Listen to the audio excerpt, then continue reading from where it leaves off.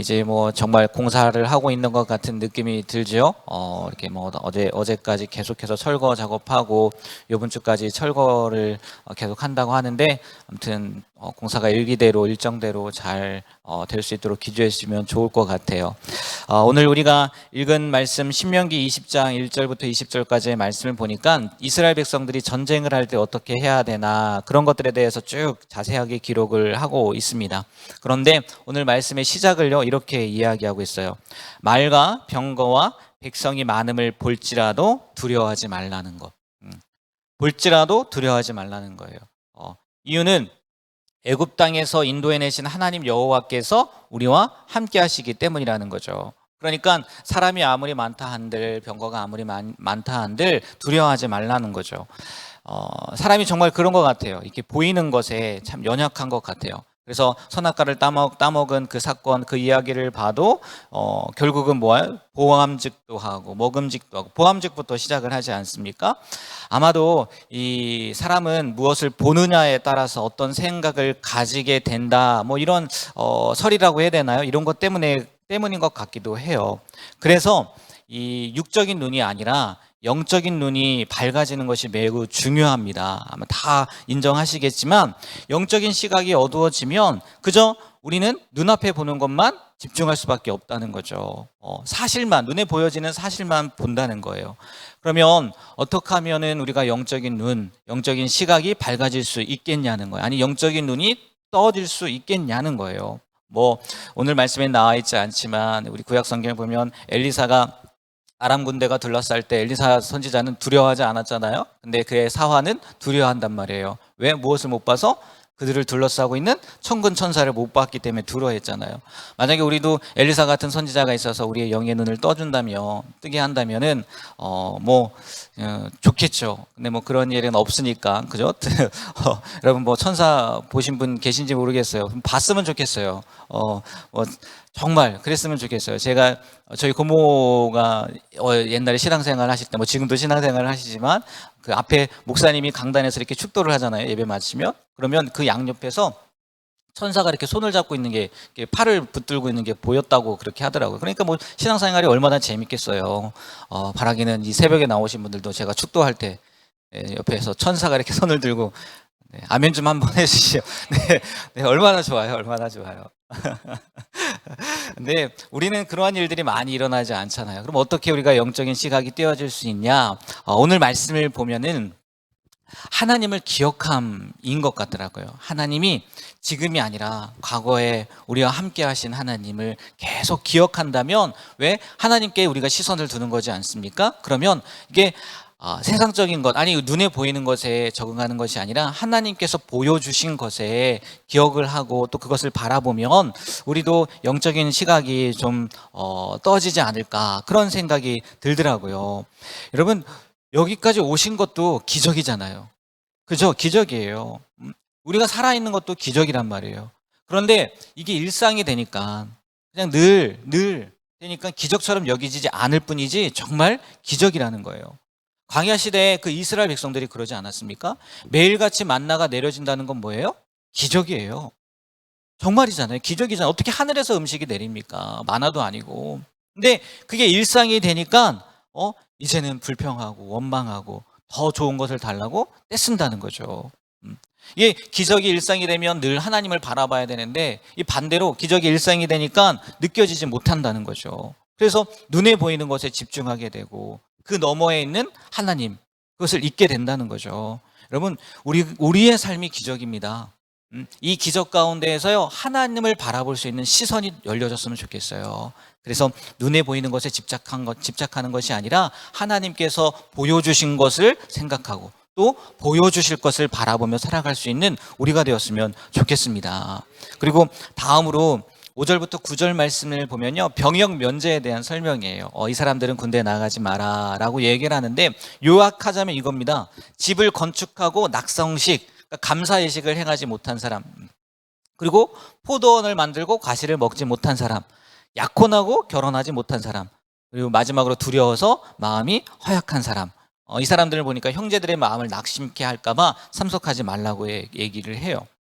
유대 학자들 가운데에서요, 이 내용은 멀리 있는 성읍을 공격할 때만 적용이 되는 거고, 가나안 전쟁처럼 하나님의 명령에 의해 이루어지는 전쟁에서는 예외다라고 설명을 하기도 하지만, 한마디로요, 이 내용들을 보면요, 그 사람들, 전쟁에서 예외되는 사람들을 보면 전쟁을 치를 때 그들의 몸과 마음을 하나님의 전쟁, 여호와의 전쟁을 위해서 온전히 쏟을 수 없는 사람들이었단 말이에요.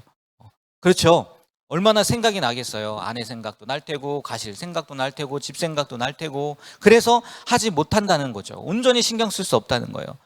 따라서 이들이 전쟁에서 제외되었고, 이스라엘 군대는 그 수요에 많고 적음에 관계없이 온전한 자원자들, 하나님만 바라볼 수 있는 사람들, 전쟁에 집중할 수 있는 사람들로만 구성했다는 거예요. 이유는요, 제가 생각하는데 한 두 가지 정도가 될 것 같더라고요. 첫 번째는 이 이유인 것 같아요. 지금 조금 전에도 말씀했던 것처럼 하나님께서 명령하신 전쟁에는 몸과 마음이 동참하는 온전한 헌신이 필요하기 때문에, 예, 그렇죠? 온전해야 된단 말이에요. 그리고 두 번째는요, 전쟁의 승패는 군사력에 의해서가 아니라 오직 하나님, 여호와 하나님의 손에 달렸다는 것을 나타내는 말씀인 것 같더라고요. 여러분, 어떻게 보면요, 우리의 삶은요, 영적 전쟁이에요. 네, 영적 전쟁이에요. 때로는 멀리 있는 성읍과의 싸움일 수도 있겠지만, 지금 이스라엘에게 주어진 것처럼 하나님께서 명령하신 가나안과의 싸움을 앞두고 있을 수도 있다는 거예요. 그러면 그때 어떻게 해야 되냐? 16절 말씀처럼요, 철저하게 호흡이 있는 모든 것을 남김없이 멸해야 돼요. 그만큼 긴박한 싸움일 수도 있어요. 그렇기 때문에 그 싸움에 승리하기 위해서, 그 싸움에서 이기기 위해서는요, 오늘 말씀처럼 마음을 연약하게 하는 것, 싸움에 집중하지 못하게 하는 것, 특별히 다른 사람에게 낙심의 마음을 줄 수가 있는 그 소지가 있는 모든 부분들을요, 제거해야 된다는 거예요. 나뿐만이 아니라 아까 마지막 그 마음이 연약한 사람도 참석하지 못한다고 했잖아요. 그들이 왜 참석하지 못한다고요? 다른 사람들의 마음을 낙심케 할까 봐. 그러니까 우리도요, 다른 사람에게 낙심의 마음을 줄 수가 있는 소지가 있다? 제거해 버려야 된다는 거예요. 그렇지 않으면 이 영적인 전쟁에서 우리가 어떻게 되냐? 패할 수 있다는 거예요. 무너질 수 있다는 거예요. 그래서 차지해야 될 땅을 차지하지 못하고 오히려 그들의 종이 될 수도 있다는 거죠. 얼마나 어리석어요. 그러니까 오늘 말씀을 통해서 하나님만을 생각하지 못하게 하는 마음들, 하나님을 믿는 믿음에서 벗어나게 하는 그 무엇이 있다면 제거해야 된다는 거죠. 버려야 된다는 거죠. 어떤 분은 오늘 말씀처럼요, 집 문제가 될 수도 있을 거고요, 오늘 말씀에 그 재산, 포도원과 같은 그 재산의 문제가 될 수도 있을 거고요, 배우자나 자녀가 될 수도 있을 거예요. 그 자체가 문제라는 게 아니에요. 그렇지 않습니까? 집이 무슨 문제예요? 재산이 무슨 문제예요? 여러분, 자녀가 문제예요? 배우자가 문제였으면 좋겠어요? 그 자체는 문제가 아니란 말이에요. 문제는 뭐냐? 그것 때문에, 그 사람 때문에, 혹은 그 일 때문에 하나님을 바라보지 못하고 염려하고 걱정하는 누가 문제예요? 내가 문제인 거예요. 내가 문제. 그 모든 것들을요, 하나님 앞에 내어드리길 축복합니다. 오로지 하나님만을 바라보고 또 온전히 하나님만을 믿으며 살아갈 수 있는 우리가 되었으면 좋겠어요. 그래서 정말 그 문제가 아무리 숫자적으로 커 보이는 것 같아도 이 세상의 모든 문제는 하나님의 손에 달려있다는 것을 믿고 늘 영적인 전쟁에서 승리하며 살아갈 수 있는 우리 중앙교회 모든 성도님들이 되시길 주님의 이름으로 부탁드립니다. 그리고 마지막 말씀을 보면요, 성읍과의 전쟁을 할 때 어떤 성읍은 먼저 화친을 하고, 또 어떤 성읍은, 가나안 족속은 화친이 아니죠. 그냥 무조건 진멸하고 막 이런 내용들이 나온단 말이에요. 그런데 13절 말씀 한번 보시겠어요? 13절 말씀. 네. 다 같이 한번 읽어보도록 하겠습니다. 내 하나님 여호와께서 그 성읍을 내 손에 넘기시거든 너는 칼날로 그 안에 남자를 다 쳐 죽이고. 이 말씀을 보면서 저는 이 단어가 딱 눈에 띄더라고요. 뭐냐면 넘기시거든이, 넘기시거든. 이 넘기시거든에 숨겨진 의미 가운데요, 뭐 넘길 수도 있지만, 넘겨줄 수도 있지만, 또 무슨 말도 되는 거예요? 넘겨주지 않을 수도 있다는 거잖아요. 넘기시거든은 넘겨줄 거야. 그런데 그러지 않을 수도 있다는 거잖아요. 여러분, 조금 전에도 우리의 싸움은 영적 싸움이라고 이야기를 했는데, 그리고 또 하나님께서 함께 하심으로 숫자와 능력에 비례하는 싸움도 아니라고 말씀을 드렸는데, 무엇보다 중요한 것은요, 그 싸움 가운데 누구의 명령이 있어야지 승리할 수 있는 거예요? 하나님의 명령이 있어야 되는 거예요. 하나님이, 다시 말해 하나님이 넘겨 주셔야 된다는 거예요. 하나님께서 말씀하지 않았는데 싸우면 된다는 거예요, 안 된다는 거예요? 안 된다는 거예요.